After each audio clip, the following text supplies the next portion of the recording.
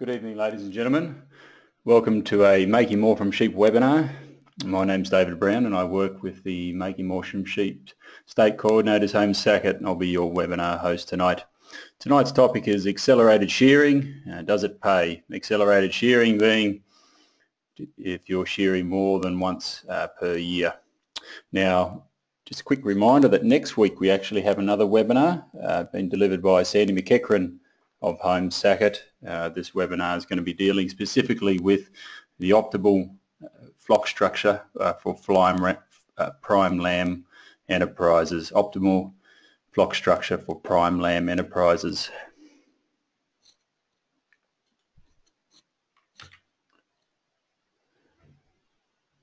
Most of tonight's audience have attended these webinars before, but just quickly, don't forget you can collapse this control panel so you can see more of the screen.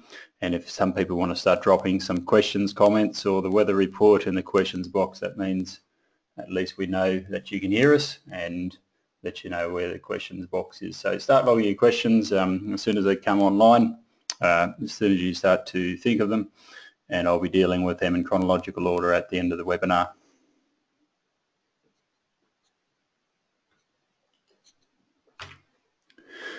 So the Making More from Sheep website's available to producers. Just type it Making More from Sheep straight into Google. This will pop up.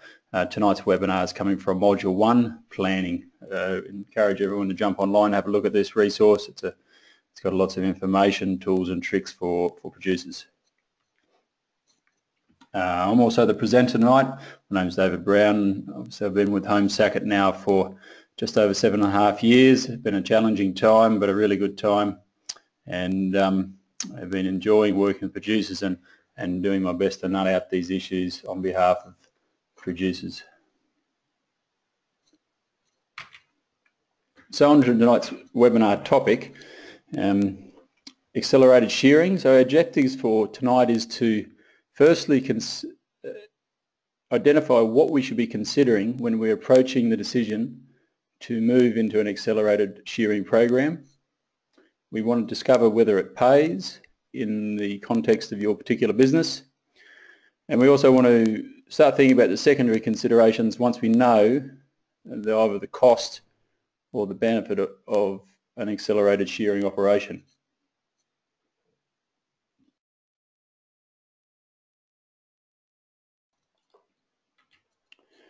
So what should we be considering? So I've broken these down to two things. First one I've called primary considerations. Accelerated shearing does produce more wool. Now, increased wool production comes from increased consumption. Wool production and micron are positive correlated, so as you increase your wool production, so too does your micron increase. And thus micron premiums start to kick in, and the extent of these micron premiums will determine the effective fleece value of the increased wool production. And then also we should be considering the direct costs of an accelerated shearing program, which will be the marginal increases in shearing costs. And I've put crutching there in brackets because I was reading a case study earlier today where an operation was accelerated shearing twice a year and crutching twice a year. So obviously that goes hand in hand with the additional costs. Now the secondary considerations, they come to my mind once after we've determined whether the actual operation can pay for itself or not. And these may be parasite control, in particular fly and lice. If you are able to cut out crutching, well, there might be savings there.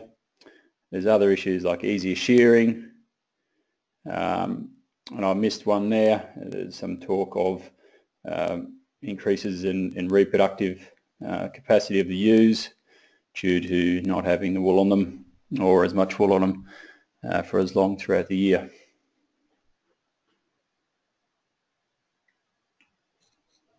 So I just got a question here from Scott. Yes, you should be able to see the slides, Scott. If anyone else can't see the slides, just let me know. It's important that we get to everyone get to see the slides. So before we go any further, I just wanted to touch base on a few conflicting industry messages that have been flying around, just anecdotally, and also work that is, I won't say published, as in it's not peer-reviewed scientific literature, but there's case studies that you can find online, best practice newsletters, information sort of published by commercial companies, and they've come up with anywhere between 0 and 25% increases in fleece weight as a result of accelerated shearing. We've had both increases in micron and decreases attributed to accelerated shearing. We've even had increases in lambing percentage, and we've had increases in tensile strength, which I don't discount, but whether or not it matters, I do.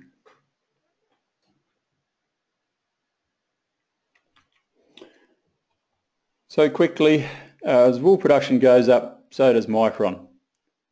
So this data here has been taken specifically from a trial that has been looking at the consumption of sheep, and as that consumption increases, so too does their wool production in fleece weight and their fibre diameter. So as you can see there, that for every 10% increase in fleece weight in this particular trial, there's been about a 4% increase in fibre diameter. And this is really important because this plays a pivotal role in the marginal income achieved through the accelerated shearing process. Another trial here that I'd like to sort of consolidate this concept with is a trial done in 2001 by Lee, Thornberry and Williams. Instead of looking specifically at an increase in fleece weight on the bottom axis, in this instance we have an increase in feed intake over and above maintenance. So as you can see there at 1.0, meaning that feed intake is at maintenance, micron was, for these, sorry, for one line, I'll go back to the crux of the trial. They tried to stop micron blowing out by with intake by injecting thyroxine, which is supposedly a chemical they were testing to see whether it would, prevent micron blowing out. The solid line is the actual injection of thyroxine, whereas the dotted line is a placebo. It's an injection of saline. And in this instance here, although there is a slight difference in the two cohorts of sheep that were part of the trial, that despite the injections of thyroxine, as feed intake went up, so did micron. So they were unable to stop the blowout of micron. But the trial also helps us see, that within these cohorts of sheep, obviously randomly selected, all under control conditions, that at maintenance they were cutting around that 18, a bit over 18 micron, whereas they doubled maintenance, they blew out by 4 micron. So a considerable increase in micron relative to intake, and considering intake as a proxy for increase in fleece weight as well.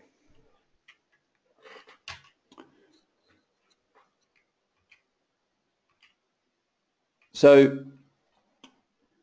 what the end result of this positive correlation between fleece weight and micron results in is an interesting relationship with fleece value of the sheep, and this relationship is driven in particular by the level of micron premium that you would expect in your flock. So that red circle there is highlighting a base case scenario of no additional fleece weight, and let's say that's at maintenance ration. If we throw in this line here, that's the commensurate increase in fleece value with increase in fleece weight. So as you can see here, that a 10% increase in fleece weight doesn't necessarily convert directly into a 10% increase in fleece value, because of that 50 cents per micron premium. If we go up to a $1.50 micron premium, this line flattens out considerably, and we have to go to almost to a 40% increase in fleece weight before we get a 10% increase in fleece value. If we take it one more step, we'll see here that with the red line is depicting the increase in fleece value relative to fleece weight at a $2.50 per micron premium. As you can see here, at these higher micron premiums, that the increase in fleece weight can't offset the increase in micron and the commensurate decrease in value of the wool per kilo. So these are pointing us towards a very important message in this, when we're considering this accelerated shearing, is that if we want to shear more wool, it's going to come at the cost of micron. And the reason for this is that the reason why the sheep are growing more wool is because of increased appetite driven by the shearing event. And the weeks immediately after shearing, sheep's appetite goes up, they're a little bit colder, they eat more, they feel better, they can move better. So what of this energy isn't used for the increased maintenance requirement of the animal goes in the fleece production. So they do grow more wool, but it comes at the cost of micron. So there is a definite cause for concern around over-length staples, because there are discounts for over-length staples in the marketplace, and these have been, they've been prominent for a long time. Now, what we've done here is pulled out the discount for wool. I think this is a 19 micron wool. Oh no, we have three different series there, 18, 19, 21 micron wool, and we've got the discount from 110 to 90 millimeter staple length. So I've got the averages down there, so you can see that at 18 micron wool, the average discount for a 110 mil fleece over and above a 90 mil fleece is about negative 4.1%.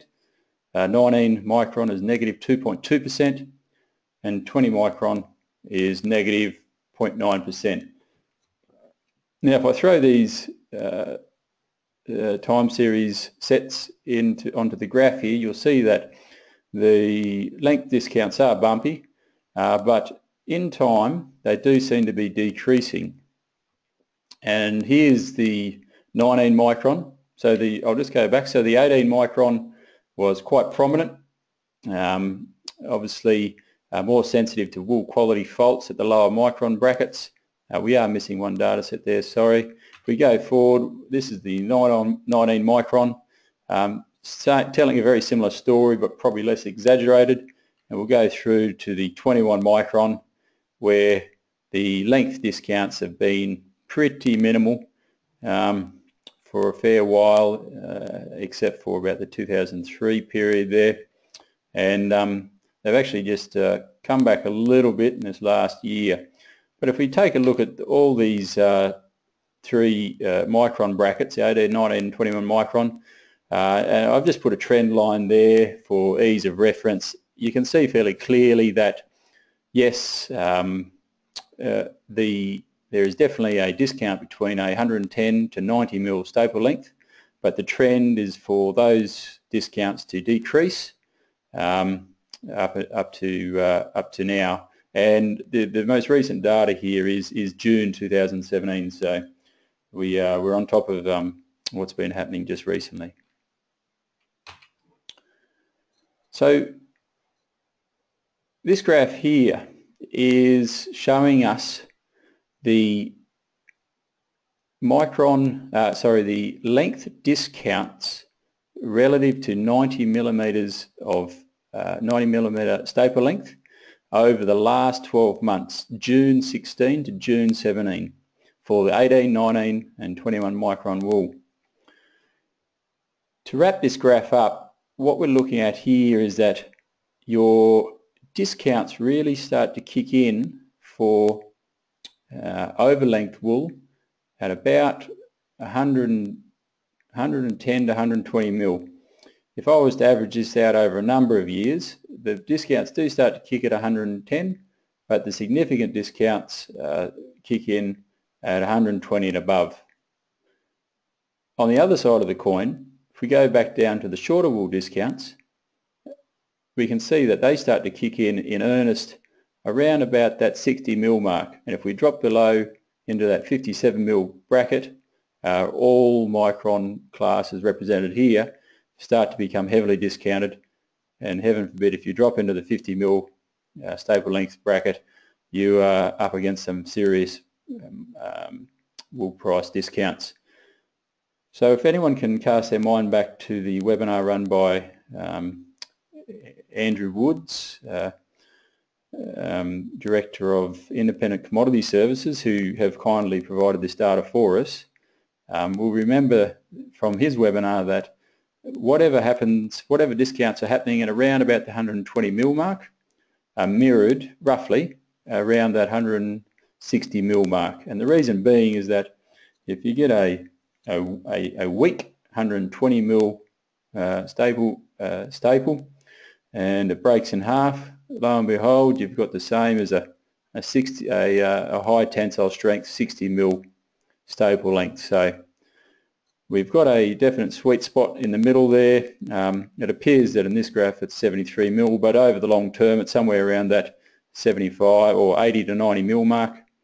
And once we start dropping down towards 60 mil or up over 110 mil to 120 mil, we start to see the micron the staple length discounts kick in.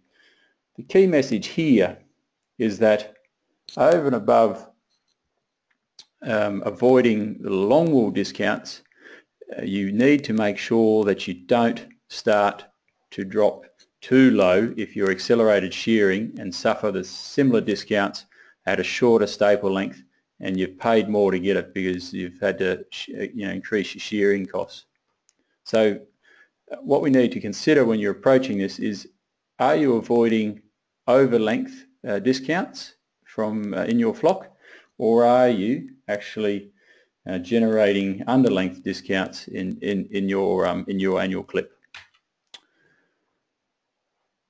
To sort of help bed this concept down, this graph here is kindly provided by Independent Commodity Services as well, but this reflects the last 12 months of wool sales, and you can see that a vast majority of wools are sold in that 80 to 100 mil bracket.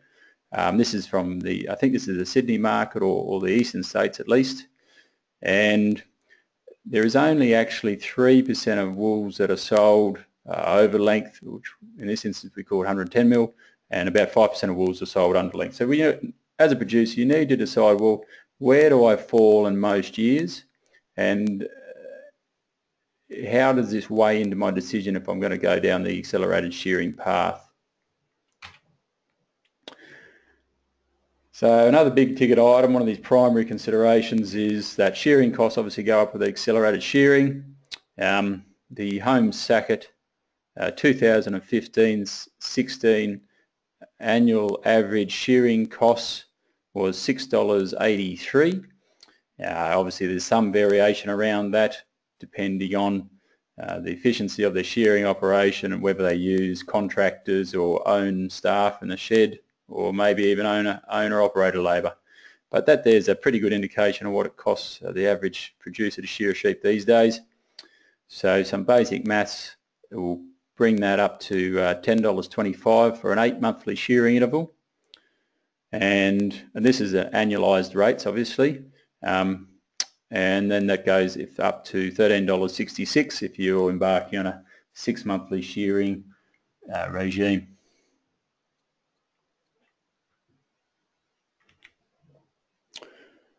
So this is pretty much the wraps up the question. So profits in a 8-monthly shearing decrease as your micron premiums increase. So the base assumptions in this graph here was some modelling that we did. We used a 19 micron fleece with a 3.4 kilo clean fleece weight. We used a recent spot price, I think it might have been last week or the week before. I got it straight off the RWI website, $18.36 for 19 micron. And the assumption we used was a 10% increase in fleece production.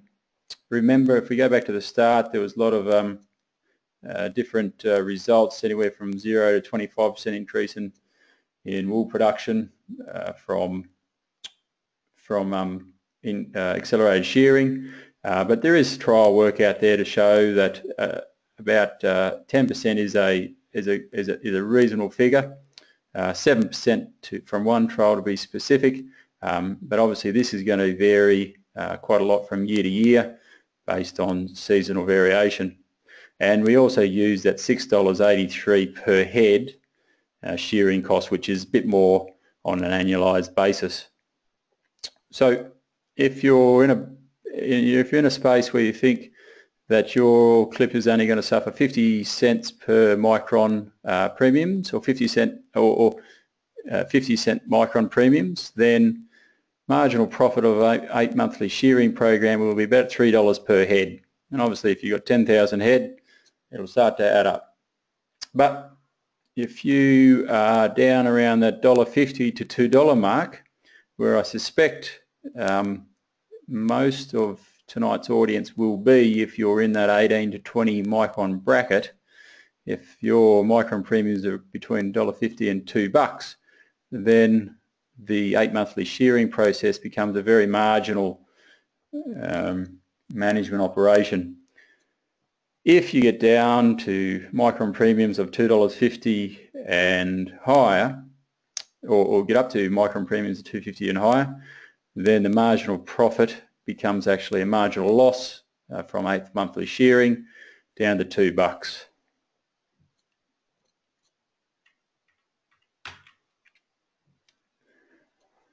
So this graph here is the same analysis, just run for a 6-monthly shearing. So obviously the shearing costs have gone up on an annual basis up to the $13 odd.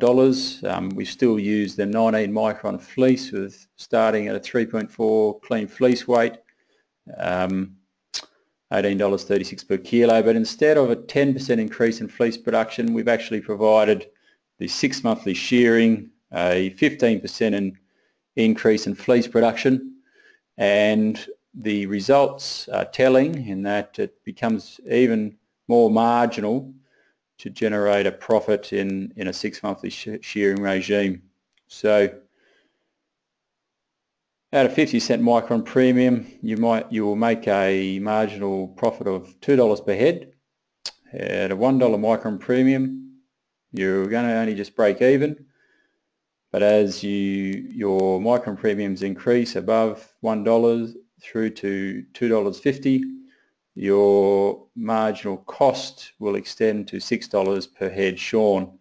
And this is simply because the marginal increase in marginal, this is because the marginal production achieved, the 15% marginal production achieved, is becoming quickly eroded by the increase in micron and the loss of fleece value per kilo of wool produced. And on top of that, it's also costing you $13, between $13 and $14 per year to get that fleece off. Now, with the shearing cost, I just want to validate that obviously that is just a shearing cost, but you know, there is going to be more costs, especially if you're in a marginally pastoral zone, because you're going to be out there mustering them and increase the labour and a few other odds and ends to actually increase that cost of the shearing event above and beyond the shearing cost itself. So now that we've figured out what the actual process can make or lose based on your scenario, your shearing costs and your micron premium or your micron premium and your I suppose we didn't test different levels of production increases, but those levels of production that we did test were pretty robust, and I don't suspect there'll be many variations from that. We can actually start to consider these other secondary issues that come with accelerated shearing. So, does it remedy flies and lice? If not, by how much does it reduce the treatment costs of these parasite burdens?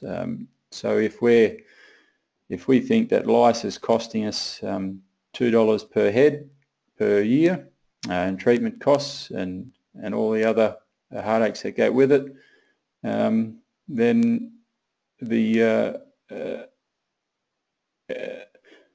actual accelerated shearing may help if there is no other viable management alternative, i.e. dipping, backlining, selling and replacing. So we always got to consider the accelerated shearing operation now as one of many alternatives to remedy an issue like maybe lice or flies. Can we save a crutch? Maybe. I think it'd be ambitious to think that you're going to save any crutching on an 8 or 9 month shearing regime, but if you're on a 6-monthly regime, then you may be able to cut a crutch out of the system. That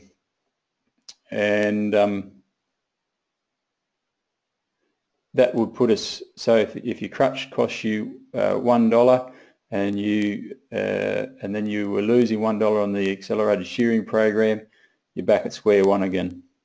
There's going to be times when you're shearing in very inconvenient times.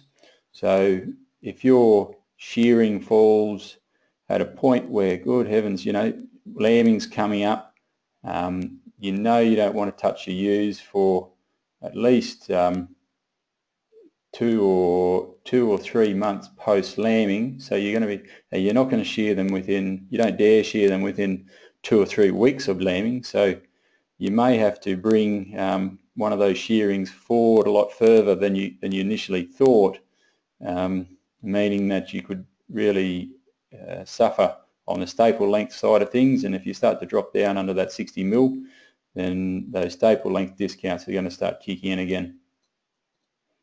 Alternatively, you will have to leave them till after shearing, and then you may run into issues of seed or fly, or it throws out your pattern going forward. It's going to increase complexity in the system. I'm not sure how everyone's aptitude towards complexity may be, but I'm definitely one to be working with producers to simplify their operations and ensure that they're not bringing complexity in unless it's going to be adding to the bottom line significantly.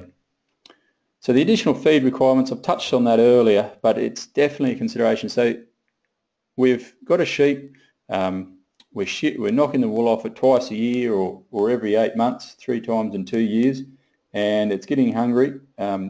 The shearing of a ewe or a shearing of a sheep in the cooler months automatically increases its energy requirements by 20%. Throw in a lamb and a pregnant ewe and increase those, increase that chill index, and the energy requirements can go up by 60%. So the animal has got to eat a lot more to compensate for for this loss of its fleece on a more regular basis.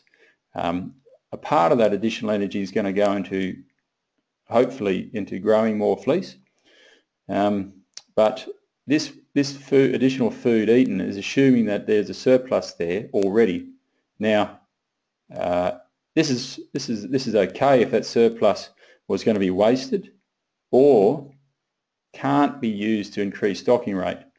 So this whole analysis doesn't actually consider this, but if you were to be a stickler for efficiency of pasture use, then the whole analysis has got to be run against eating that eating that surplus pasture with additional sheep under a 12-month shearing regime versus eating that pasture with less sheep under a accelerated shearing regime. Interestingly, accelerated shearing doesn't always lead to, on a year-in, year-out basis, it will lead to a slight increase in fleece production, but it doesn't always lead to an increase in fleece production, because sometimes when you shear, i.e. immediately before lambing, the increase in appetite, most of that energy actually gets put into the lamb, resulting in hopefully higher birth weights and higher survival, but doesn't actually translate into higher fleece production. Other trials have also shown that wethers who have been shorn in the springtime don't actually produce more wool compared to their counterparts that were shorn in the autumn, presumably because in the springtime they're eating as much as they can anyway, and stripping the wool off them doesn't really increase their intake, whereas in the autumn it'll push them to consume more as a result of stripping the wool off them. However, if you do shear them in the autumn and it's a failed autumn and you don't have the feed there, then once again the accelerated shearing won't translate into additional fleece production because the additional feed isn't there. Then you go down the path of feeding them with supplementary feed, and that's an expensive way to produce the wool in that context. Another management issue to consider is whether there's enough with your surplus sheep sales.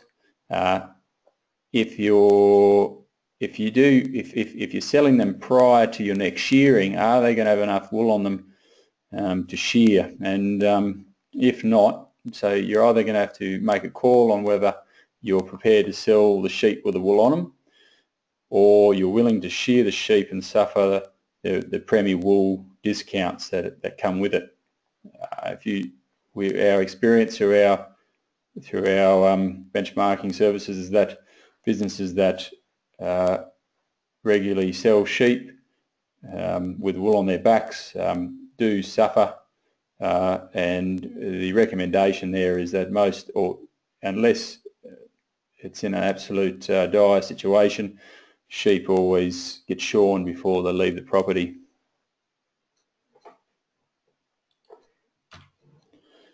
So your wool's still too long, and I've talked you out of accelerated shearing because you're in that you're achieving $2 micron premiums at the moment due to the your starting micron and your clip.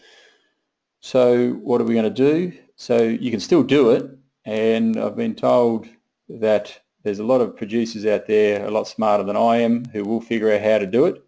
But make sure you are one of those producers. Make sure that your shearing costs are either less than what the average of our database is, or your micron premiums are not what others are, or that you can save considerably on some of these secondary considerations, and that the accelerated shearing program is absolutely the best and cheapest management alternative to remedy these other secondary considerations. Another thing you can do is increase stocking rate. We alluded to that before. Less intake, less wool growth, but most importantly, more wool cut per hectare, which is the principal driver of farm profitability. Or one that's a little bit out there, but I thought I'd chuck it in, is select for clean fleece weight and yielding select for clean fleece weight and lower yielding staple length, because I've seen that there's a genetic variation within sheep that allows flocks to be heavy fleece cutters, but not always with long staples. So there is opportunity to select along these lines, but once again we need to consider whether that's the best path for you to take in the face of many competing options. And the wrap on it from my perspective is that if you are cutting too much wool, that increasing stocking rate and making sure you do it sustainably with good grazing management practices will probably be the most viable alternative. Now, I've gone 5 minutes over time. I apologise for that. There's a fair few questions coming through here, which I'll get onto in a minute. Just a quick reminder that next week Sandy McEachran on Wednesday next week, I think that's Wednesday the 23rd, he's going to Wednesday the 27th, he's going to be dealing with prime lamb flocks and what their optimal or most profitable flock structure is. So join us next week at 8 o'clock, same time, same place, except it's on Wednesday, to hear from Sandy McEachran on the optimal prime lamb flock structure. Don't forget that at the end of this webinar there's going to be a survey pop up. I encourage everyone to put their thoughts down in the survey. We do actually take notice of them. We go through especially the recommendations for improvement, the very last survey question, and we scan that for meaningful feedback from participants. It can be critical, it can also be positive, because it helps us understand whether we keep going or change. So I encourage everyone to jump on board there. So I'd like to thank everyone for throwing their questions in here. I'll get started on them. So quick question from Brad. What do you mean by micron blowing out? I apologise, that's probably a little bit unprofessional of me. So when I refer to micron blowing out, I basically mean that as consumption or feed intake goes up and fleece weight goes up, so too does micron. So that is what I mean by micron blowing out. So micron increases with intake and increase in fleece production. Question from Paul. I've been shearing my SRS sheep every 8 months for the last 5 years, and the micron has not changed from its 17 micron. So Paul, that there may be the case, and if your sheep don't increase in micron with the accelerated shearing program, then that's a good thing. So what I suppose the question there is are they increasing their wool production? So it may be the case that you're actually not getting any marginal increase in wool production if there's no marginal increase in fibre diameter. Can you explain to me again how the micron goes up with accelerated shearing? So basically, the stripping the wool off the sheep, it's an appetite issue. They feel a bit colder, they're free to move, they feel a little bit better, so they get around and they eat a bit more.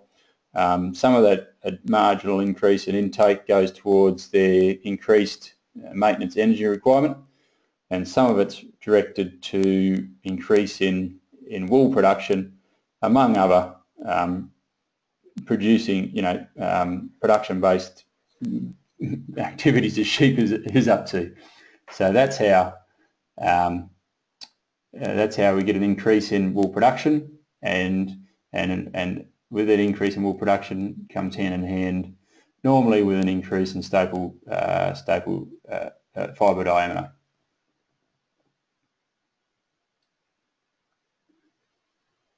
Another question here, we've been 6 monthly shearing for a couple of years now, and some of my ewes cut 57 mils.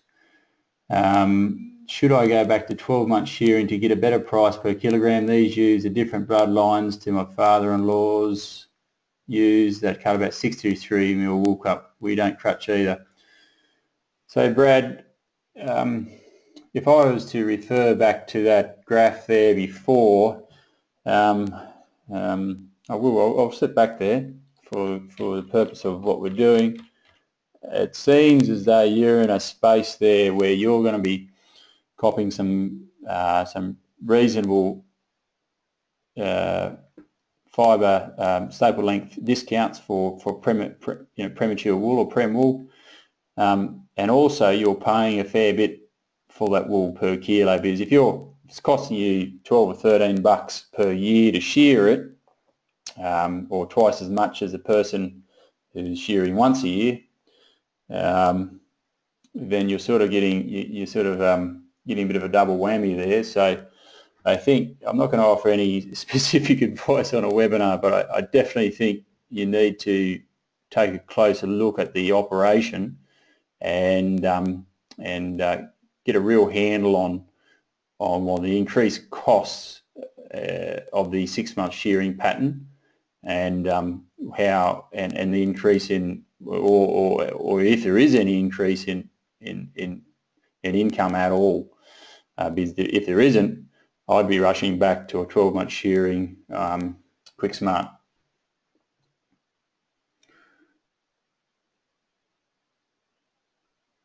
Another question here, my wool length is on average 75 to 80 mil. This has grown out over 115 mils in 12 months. What are my options?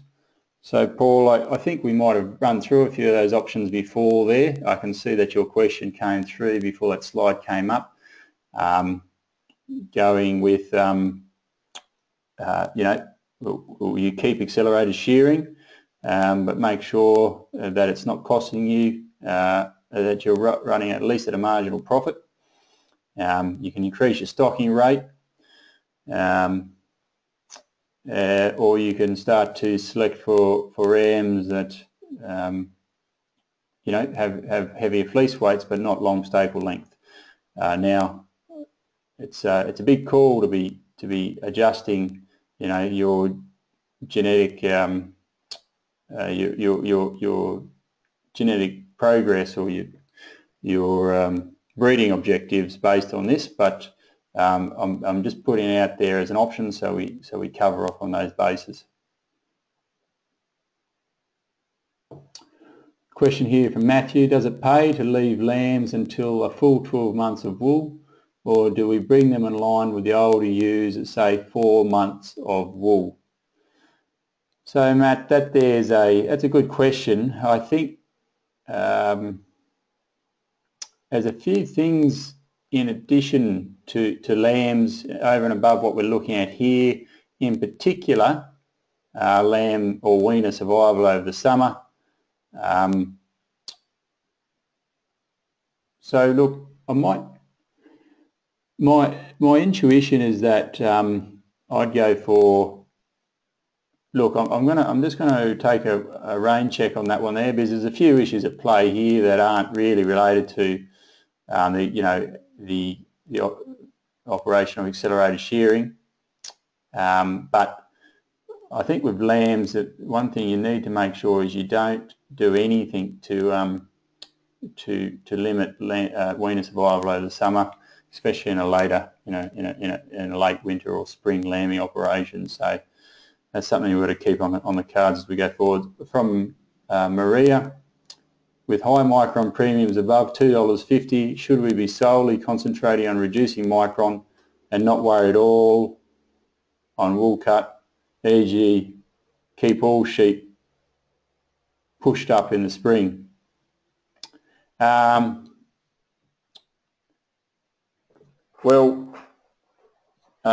the concept is sound. If it's done at no detriment to other income producing areas of the business, I think that's a sound way forward. The micron premiums at the moment, like I said, they are up around that $1.50 to $2.50 mark, depending where you're starting at. So there's definitely not a lot of money in increasing wool production in these micron brackets at the expense of returns per kilo of wool produced, especially if you're just eating a stack of feed to do that. Wool cut per hectare will drive the profitability and go hand in hand with a finer flock if that's the in this sort of environment. Question from Jonathan: what about crossbred sheep? Jonathan, I think crossbred sheep, look, I wouldn't be going down the accelerated shearing path. You just don't want to spend much money on them at all, and especially when you're not going to get any benefit back from the shearing process. I'd be avoiding it like the plague. So that's my answer there. A question here from Ruth: you haven't addressed two of your conflicting industry messages, namely lambing percentage and the tensile strength. Oh, thanks, Ruth. I haven't either. Look, lambing percentage, there's been anecdotal evidence out there that lambing percentage has been increased dramatically as a result of the accelerated shearing program. Now, I'm not aware of any actual trial data to support this. This is just based off case studies. Now, it'd be an absolute fraught assumption to go down this path of assuming that accelerated shearing is going to increase your lambing percentage. If anything, shearing prior to lambing may increase the ewe's propensity to seek shelter and assist in lamb survival. Shearing prior to conception may increase ewe intake or appetite and create a pseudo flush, I suppose, and increase ovulation and conception rates as a result. But the big question is, if these issues were really or if lambing percentages were really increased by this choice of shearing date, then wouldn't we be best to identify exactly where that shearing date is, or where that shearing date best be to increase lambing percentage, and stick with that on a 12-month pattern? Because if you go to try and hit it with an 8-month or 9-month pattern, then you're only going to come back to that optimal period to shear every couple of years. On a 6-monthly pattern, yes, you may find that sweet spot and stick with it, but it's also going to cost you a fair bit in shearing costs. And as we saw before, at the higher micron premiums, it's going to cost you a bit per head for every sheep every year. So we need to. There's no evidence supporting increases in lambing percentage because of accelerated shearing. But the concept, if it is true, then I think we'd be better off sticking with where the shearing fits best in the reproductive program, and stay with that. Tensile strength, the other part of the question. Yes, so there is a lot more information suggesting that accelerated shearing or fleeces from accelerated shearing programs are much higher in tensile strength. Well, this is true, and I don't doubt it. But the length and strength discounts are largely interchangeable. If we cast our mind back to Andrew Woods' Independent Commodity Services webinar a few weeks ago.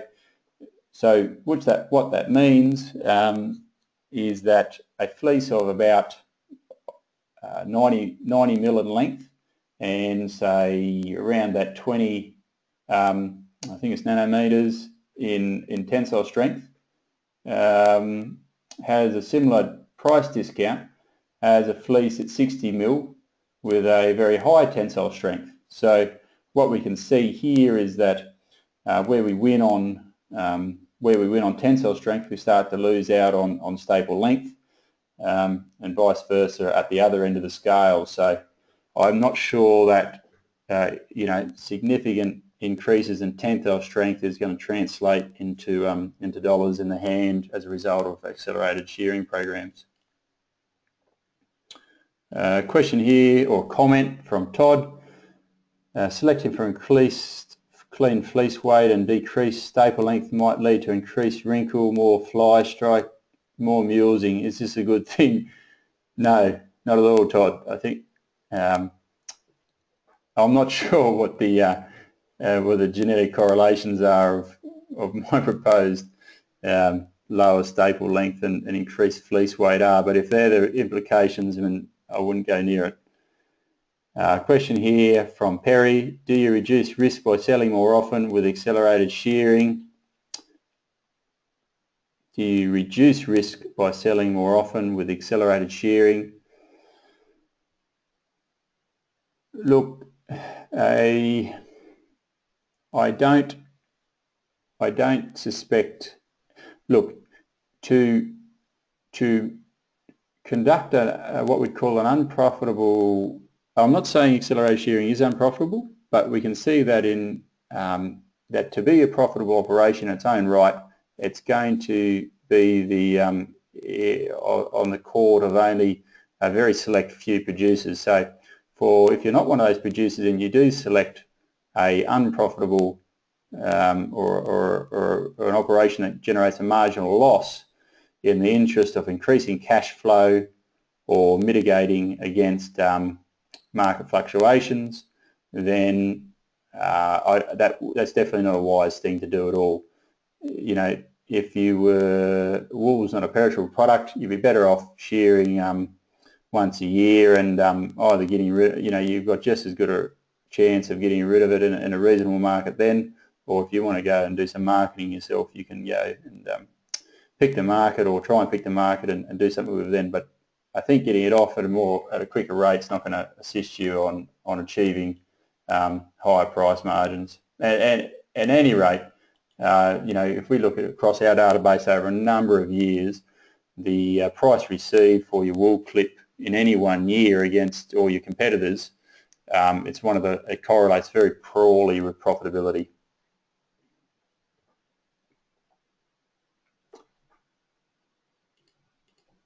Question here. Did you include any staple length premium or discount in your graphs? Oh, yes, I did, Todd. So Todd asked a very good question here. He sort of called me out on this one. Did I include any staple premiums or discounts in your graphs or marginal cost of profit of the marginal cost of profit accelerated shearing? Yes. So a bit of an oversight on my behalf. So the graphs assume that they're a long-term average price discount for 19 micron 110 mil wool over 19 micron 90 mil wool has been avoided. So that avoidance of the price discount has been put into those graphs. So you are actually avoiding over-length staple discounts. On the other hand, though, the modelling assumes that you are shearing at 90 mil, or that you're not incurring any price discounts on the lower side. So it pretty much means that you got to shear whenever you think there is no price discounts for that length of wool, and if you push past that, then the model doesn't stand true, because you're actually getting discounts on the premature side, not just on the or not just avoiding discounts on the upper side. Question here. Do you reduce vegetable matter content with shearing more often? Perry, my thoughts are generally no. Vegetable matter is quite seasonal, and I think if it sticks to 12 months wool, it'll stick to 9 months wool, and it'll probably stick to 6 months wool as well. That you're getting it off more often just means that you'll have, there'll be a clip maybe without any vegetable matter, and then maybe the next clip will have a higher percentage of vegetable matter, because when it's grown throughout the season. So I think on an annual average basis, you're not going to affect your VM content that much with a accelerated shearing program. Jeff said, I've sold 55 mil wool yesterday, made 1600 cents clean, and full 92 mil wool only made 1500 cents clean, and only a 0.6 of a micron higher in the full wool. Well, thanks, Jeff. That's some good results there. Good to see them coming through. Hugh, 3 things you have glossed over: increase in weaning rate due to the double shearing. My experience is about 10%, and the improvement in stable strength, which does improve price kilograms not exposed to the seasonal variability. The other area I make money is the reduction in pieces to fleece ratio. You reduce the level of pieces significantly. You also shear more sheep a day, which reduces overall cost. I have been shearing my sheep every 6 months for years. No, I've addressed the weaning rate, Hugh. I don't know how you suppose that you get a 10% improvement in weaning rate if you haven't got a control to measure that against. But I do agree that the improvement in stable strength will be there.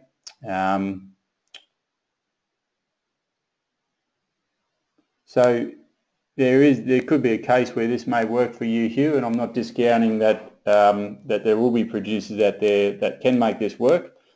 But based on the the very basic biological principles of increase in fleece production and the commensurate increase in micron and the increases in shearing costs, even though you do say that the shearing is a lot quicker and easier.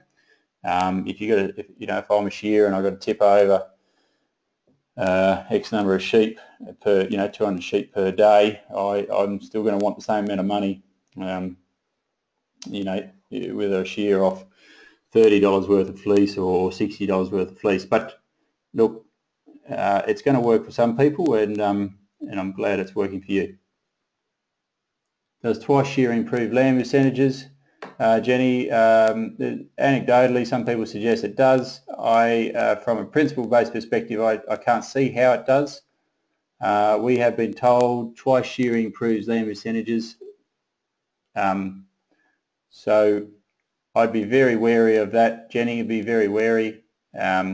Just do your. I recommend doing some research on that, and trying to and more importantly, figure out where your key income streams are in your flock. Is it wool, or is it trade sheep? So you don't want to be sacrificing one income stream for another, or for the lesser.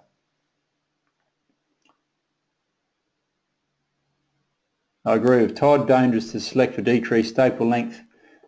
Better to select for increased density with good wool staple. Thank you, Michelle. I appreciate that, and it's good to know. So Michelle's recommending not to select for decreased staple length, and I'm not a geneticist, so I can't argue against that.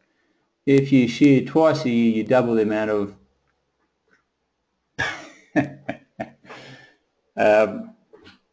might just rephrase that, Bruce.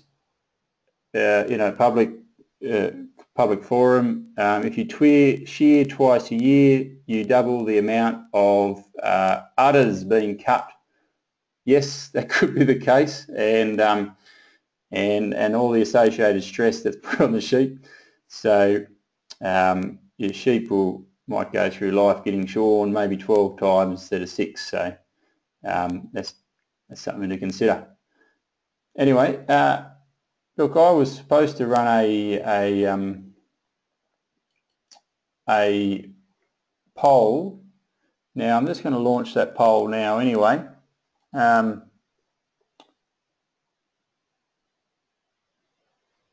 If you want to participate in the poll, please do so. Be very interested to see what the results are, and I'll be able to to add a bit of interest, I'll be able to report back on what what everyone's doing, and for the benefit of the audience. So we did have over 100 people. We're back to 60 now. I apologise for that, but better late than never. So we're asking you whether you actually do shear more than once per year, and 60% of the audience says no, 16% says every 8 months, and 18% says every six months, and 8% says yes whenever the wool is long enough.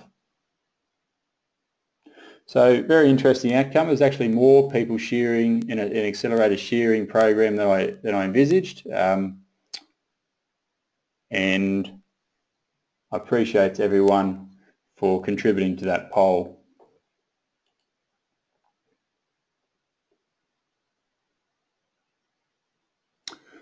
Okay, well that wraps up the formal part of the webinar. Everyone's contributed some good questions there. Appreciate that. Any more questions or concerns, please don't hesitate to contact me at Home Sacket. My phone number is there, and most of you will have my email by virtue of being associated with the Making More from Sheep webinars. I'd like to thank a few people for helping me out with this, namely Sandy McEachran and Andrew Woods of ICS, who have helped me pull together the wool marketing information that is relevant to tonight. Don't forget that next week Sandy McEachran's going to be delivering on the optimal prime lamb flock structure, and keep an eye on the emails for upcoming webinars that we hope to be running for you guys as part of an MLA-based initiative, and we'll keep you informed on any movements in that regard. So thank you for your attendance tonight, and without any other questions coming through there, I'll bid you farewell and hear you next week. Cheers.